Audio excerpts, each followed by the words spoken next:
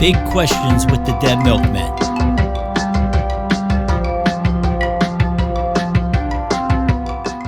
I would like to welcome you to this week's Big Questions with the Dead Milkmen. This week's question or problem statement, should you choose to solve it, is 5 things in 2022. Tell us about 5 things you liked, discovered, learned about, events you went to, or people you met. Any 5 things. Could be a mix of all 3 or just 5 of the same type of thing. It's kind of an open topic of 5 things. It's a sort of show completely about recommendations, if you will.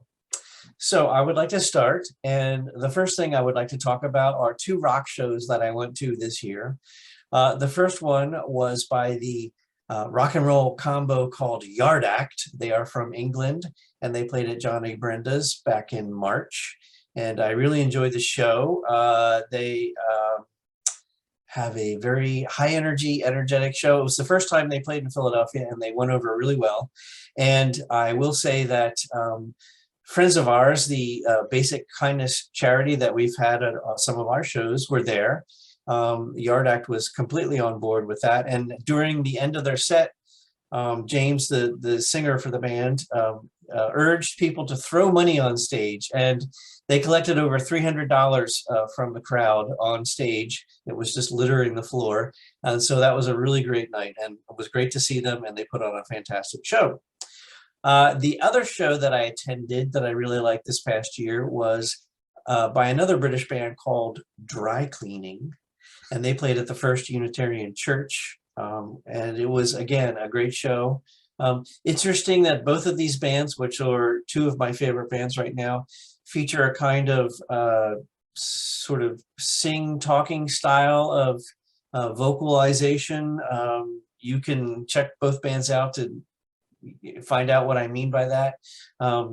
So it was great to see both of these bands this past year in Philadelphia, and I'm really glad they stopped by. And I think they both enjoyed being in Philadelphia, and they had great crowds, so I was very pleased about that. Number 2, I would like to talk about YouTube. So over the pandemic, these past 3 years, I've started to watch a lot more YouTube and check out a lot of more YouTube channels. And I will just list here now 3 of my most recent kind of favorite channels that I watch sort of regularly, and they all post kind of regularly. Benn Jordan, I'm pretty sure Rodney's familiar with Ben. He's a musician and a scientific explorer, experimenter. He describes his channel as, quote, a personal look at technical things relating to music making, synthesis, science, and all things related to sound. He's a very fascinating character, very talented electronic musician.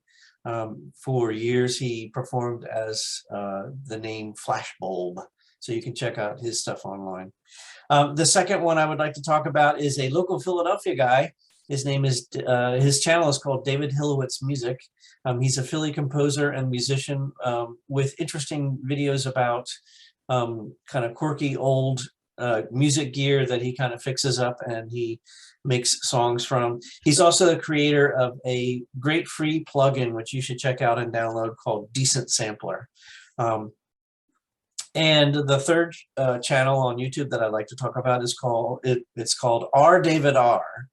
And he is a drum nerd who buys, sells mods, and experiments with drum kits and drum gear. He's based in Richmond, Virginia. So check those 3 channels out. We'll provide links to all of this stuff. The third thing I'd like to talk about is a Wikipedia page entitled List of Common Misconceptions. I just discovered this, and I think it's fascinating. A few favorites, which I'll list here. You're going to have to look up the details yourself on the page. 1, rice does not cause birds to die by inflating their stomachs until they burst. Birds do eat wild rice, but some species do avoid it. But the old tale of you can't throw rice at a wedding because the birds will eat it and explode is not true. The second one is Eskimos do not have a disproportionate number of words representing snow in their languages. You can check that details out on that. And the third one I thought was great, which is the Monkees, the band, Did not outsell the Beatles and the Rolling Stones combined record sales in 1967. Michael Nesmith originated the claim in a 1977 interview as a prank. I think that's fantastic. Way to go, Nez. The fourth one is an Instagram channel entitled visual_duck, and duck is spelled D-U-U-C-K. Again, we'll provide a link to it. It's a curated collection of collage images by artists across Instagram. Some really fascinating, surreal looking images. I think they're great. I like to do collage work too, so this is right up my alley. And the last one I want to mention is, I'm not sure if it's an old-fashioned blog or maybe it's like an online newsletter. I think it's sold as an online newsletter. It's called Curious About Everything by Jody Edinburgh. She used to be a lawyer, and you can read all about her on her site. It's kind of a link-a-log to all sorts of interesting things. It's kind of a monthly thing, so there's quite a bit there that you can click on and find out about. So I recommend you check that out. Again, it's called Curious About Everything. And I would be totally remiss if I did not mention, kind of as a bonus, Merlin Mann, who is an internet friend of mine, has a very funny website called Fives, which is spelled the number 5 and I-V-E-S. So it's www.fives.com. It hasn't been updated in quite a while, but he would regularly post lists of 5 things, which are very, very fun. So check that out. Anyway, that's my answer to this week's question. On to you, Rodney. Ironically, we threw Alka-Seltzer at my wedding, and the birds did explode. It was, we had to clean it. We go back and clean it up. It was disgusting. Okay, so I'm going to be handing out awards. These are my best of 2022s. So here we go. Let's begin with Album of the Year. Album of the Year was The Conditioning by the Number H. It is a fantastic album. It is great. It just beat out the album from Her Noises Violence, I think, for my number 1 spot. But yeah, The Conditioning by the Number H is a great album. People, please, please, please check this out. It's really, really good. We'll put up now, because it was over on the Why Not page, but we're just going to put it up and you can maybe grab a screenshot. This is my list of the best 20 songs of the year and the best 10 albums. I will put a link up to the Why Not page, but you do have to scroll through a lot of Brooklyn-esque music before you get to my list. So I'm just going to put that up, take a screenshot. I would like you to buy and support these artists, but if you don't, it doesn't matter a whole lot because a lot of the artists have seen the list and were very kind to me and said that, you know, we don't get a lot of attention out there. And so this really was inspiring to continue to make music. So my job is done and I feel good about that. But if you can buy some of this stuff, please do. All right, up next, Movie of the Year. Movie of the Year is Pearl. Hands down, it's Pearl. Pearl is Mia Goth just steals that entire movie. Mia Goth is amazing in it. And the last, really 8 minutes, where she just gives a monologue right into the camera is incredible acting. She would get an Oscar, but this is a horror movie. And they don't give Oscars to horror movies, unfortunately. So I don't know, maybe Meryl Streep will get another one this year. Meryl Streep, look into the camera in the horror movie. Okay, other than that, up next is TV Show of the Year. This will be a kick in the pants for those who go, I don't even own a TV. TV Show of the Year was, of course, Wednesday. Wednesday, everybody loved it. And you know, Jenna Ortega's amazing in it. You've got Fred Armstead as Uncle Fester, a role that I really should have had and thought I was going to get. So it's great. It actually exceeded expectations. We do have to talk about the Goo Goo Muck moment because the Goo Goo Muck moment changed everything for everybody. I was at the punk rock flea market this weekend, and the DJ played Goo Goo Muck. And little kids were doing the dance. I was like, oh, that makes me so happy. You know, I was like, and it was just really, really cool. I know some people are stingy about it. Like, oh, I was into the Cramps in 1977 and new people can't have, just be happy. Be happy kids are dancing the Goo Goo Muck, man. Be happy. Jenna Ortega, she choreographed that dance herself and she choreographed it the same week she was learning to play the cello for the role. learning to fence for the role, and learning to speak German for the role of Wednesday. That was all within 1 week. And it's like, oh yeah, I better choreograph this dance.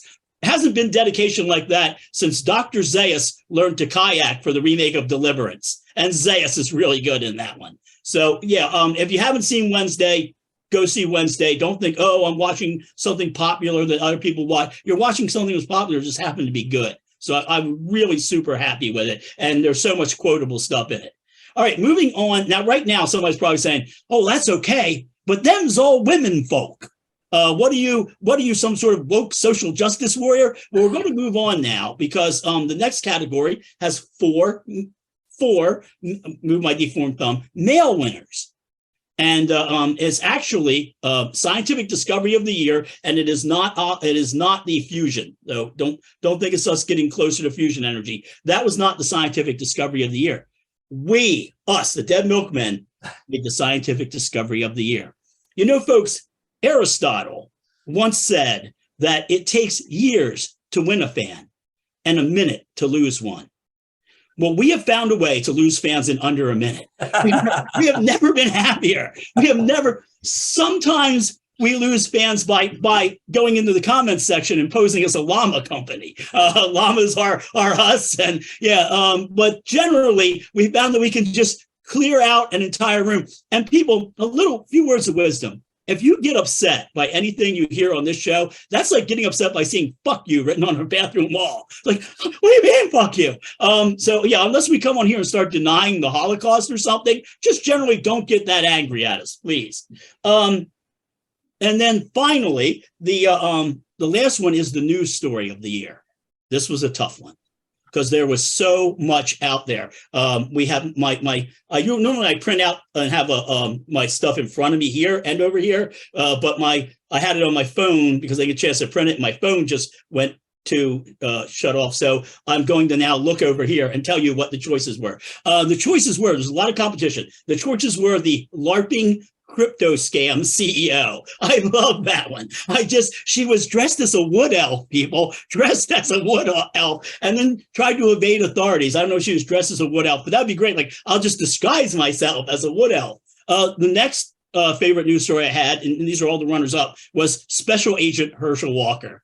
Who can forget? I cannot see one of those child badge sets now, like secret agent set, without thinking of Herschel. And then, of course, the other big runner-up was, last week when we made our huge announcement, the biggest announcement ever, when we were selling you some NFTs, selling you some trading cards, huge announcement. But the winner is, and if you haven't, and this came in because so much was happening, this happened during the summer and flew under the radar. And I think I was the only one that really was like, hey, wait a minute.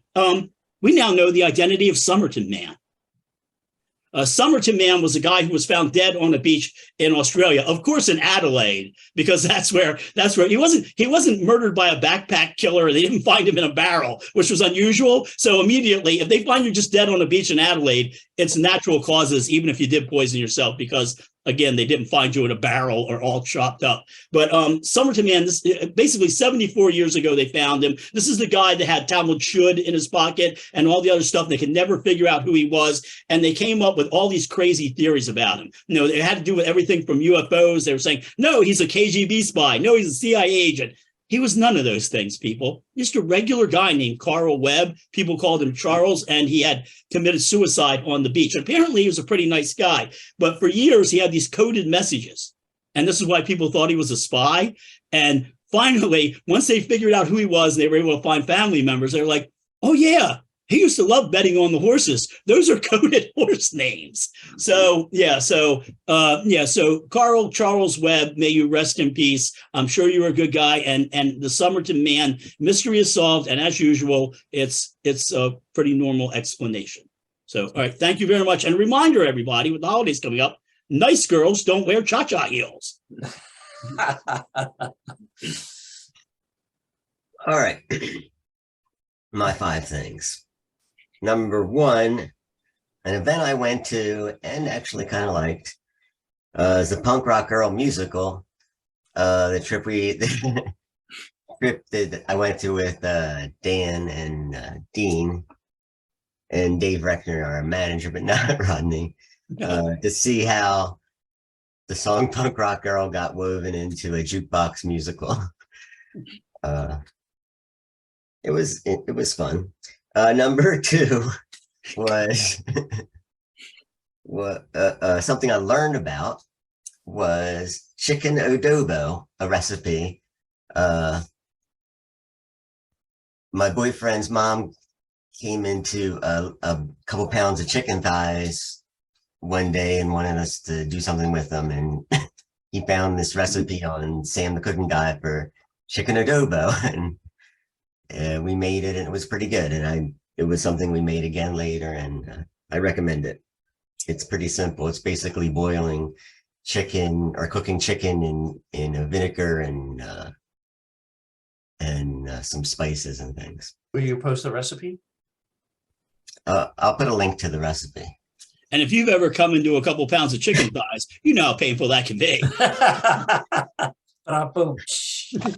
Number 3, another event I went to, the Shins in Franklin Music Hall. I'm not the biggest Shins fan, but I had a great time. I have their first album and nothing else. And it just so happened that they played their first album in its entirety of this thing. I didn't know they were going to do that, but I went basically because my friend Maris and her husband invited me and Jay, and it was a great night. It was fun.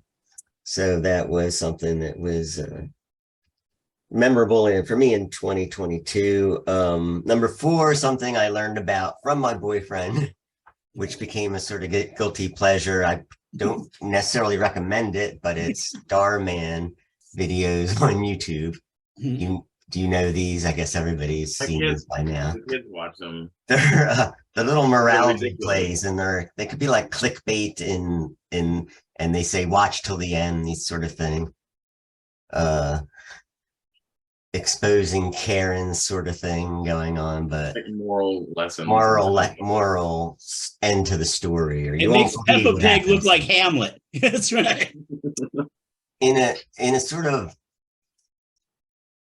old school afternoon special kind of way. I don't know. Yeah, kind of totally. To it. It's that there's like a campiness to There's it. A campiness, and it's kind of slick, but it's kind of low budget at the same time. And yeah. Okay, so not the best thing, but I learned about it in 2022, and it's memorable to me because now I keep watching these videos.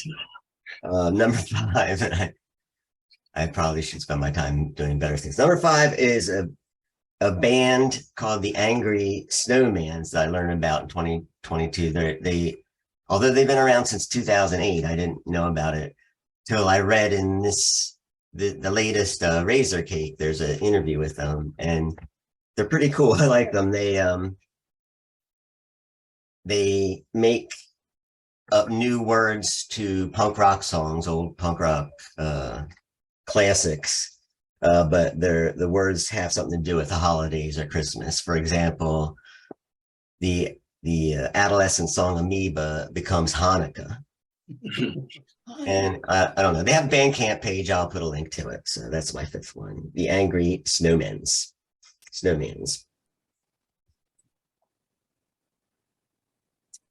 Cool. So the highlight of your year was the chicken? Because everything else got kind of a lukewarm endorsement, but that chicken really seemed to skyrocket to the top of the list. The Angry Snowman. Well, these are like 5 things from 2022 that I liked, and that's part of the question. The very open-ended question. I like the Angry Snowmans, especially around the holiday. I think they're kind of clever. They're like the Weird Al of. I like how diverse your list was, Joe. Yeah, an eclectic list. Normally the only thing Joe likes is watching the elderly get hit with vehicles. Yeah, see, he laughed. He knows I rest my case. Those of you who thought I was lying. Wasn't the greatest of years, I guess. No, not for that. No. I tried to help. I guess this is my turn. Number 1, these are in no particular order, as usual. Bat quarters. So I heard about these last year. They started making them in 2020, and they have bats. There's like a mother bat and a baby bat, and it's for American Samoa. and I think they stopped making them. So when you find them, they're like kind of rare, and some of them actually have like misprint on them. So I started finding them because I've been looking for them. I have 7 of them now. And I actually had this crazy idea. I was like, what if I just get a lot of quarters and go into stores and ask if I can see their quarters and hopefully not get escorted out by security or so yeah, anybody want to send their bat quarters to me, I'll take them. And I'll give you a regular quarter, it'll be like exchange. So second thing is just seeing my kids like do things that are making them seem older because they're getting, they're getting older every day. Like Edgar, my oldest son, he got a job this year. He was a referee for flag football, like kids. And Junius, he does all his animation. He shared his channel here. And Charlie's been playing the trumpet, and he's been doing great. He just did his winter concert. He's got like all A's in school. And there's issues too. There's always like negative stuff we can talk about, but I guess I don't know. I guess I was saying like just watching the kids get older is weird, but it's cool. They're doing cool stuff. I also, number 3, I learned that you can get fired for nothing and not even get a reason. That happened to me at that Episcopalian church. I had signed a thing that was like a 90-day probationary period that I could be let go for any reason. And this was for the job of facilities manager. So I was like taking care of the building. And I got an email one day. It was like, we've terminated your position. And this was like, I think it was like 65 days in or something. So, and I responded to the email, what happened? Like, what's going on? And they said, well, you signed this thing saying we don't need to give you a reason, and we're not. Like, so I mean, I had heard of this happening before, but I'd never experienced it. I've had these 90-day probationary periods that I've always gotten through. So, number 4, this is a 2-parter. You can forgive someone and still walk away. Also, forgiving someone else has to come from inside you. And that's the hardest part. And I have to try to forgive someone who is dead. And that's really difficult to do. And I've been struggling with that this past year. So, yeah, that's something I've learned. And the last thing is I've been like kind of casually studying like constellations and stuff, and figuring out where Cassiopeia is. And then from there, finding like Perseus, Andromeda, and even like the Big Dipper, which the bottom 2 kind of point at the North Star. And then from the North Star, you can figure out which direction here and there. And it's fascinating, constellations and stuff. Cool. So yeah, that's my 5 things. I know it's not exactly recommendations, but it was just, I read it as an open-ended kind of like. Yeah, it's a very open-ended question this week. Yeah, knowing the constellations and all that used to be a normal skill. That was like what people did, and they were like, there's Uranus. I had to do it. But I'm saying that they knew. Like my wife and I would be out in the country. I learned it at one point, and I'll say, she'll go, well, what's? I'm like, that's Mars, that's Venus, that's so But they actually have an app now where you can kind of cheat and look and say, oh, this is what I'm looking at. But I live in the city, and there's a lot of light pollution here. So yeah, it's just, and if you have a telescope, your neighbors think you're up to no good. I'm in the middle of the woods, and there's no lights around here, so that's cool. Yeah, that's great. Dan, you're in a room. You're not in the middle. What if you hit the walls go down? There's this big one, like some sort of Echo and the Bunnymen video or something. Why is there a fox running through here? A fox is on the run. The city is a jungle, and I'm Neil Breen. You can't keep coming over here. You can't keep taking your clothes off and coming over here. It's a damn good Neil Breen impersonation, and I did it with Goo Goo Muck. Sorry. So I think the winner is Joe with the chicken recipe. I'm sorry. If I'm going to post the link to the recipe. Yeah, I'll be cooking that. So yeah, thanks everybody for all your suggestions. I guess we don't formally have a recommendation end to this video unless anybody has an additional thing they'd like to talk about. No, but if you have recommendations for this year, put them in the comments section. Oh yeah, along with your angry comments and death threats. And... I would end with recommending that you subscribe to this channel and ring that little bell and do all that stuff to help our channel grow. And I recommend that you go back and watch every single Big Questions with the Dead Milkmen that we've posted in the last 2 or 3 years. And the earlier videos, I have hair. It's amazing. You only get so many hormones. Don't use them for growing hair. How many different locations I've been in this whole time? All secret locations. How many secret locations has Dan been moved to? That's a good question. We don't even know where he is. So, yeah, you guys if you hang around, I'll tell you what the topic is for next week. I think I mentioned it before, but all right. Well, thanks everybody for joining us.